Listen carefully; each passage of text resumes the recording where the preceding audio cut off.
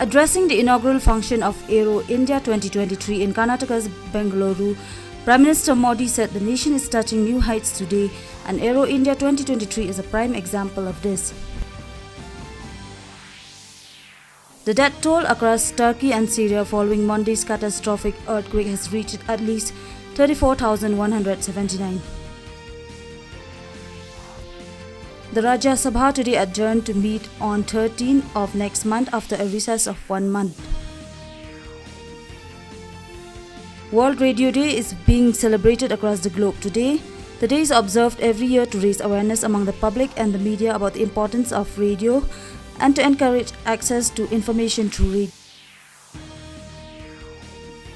The Supreme Court has dismissed a plea challenging the government's decision to constitute the Delimitation Commission for redrawing the Assembly and Lok Sabha constituencies in the Union Territory of Jammu and Kashmir.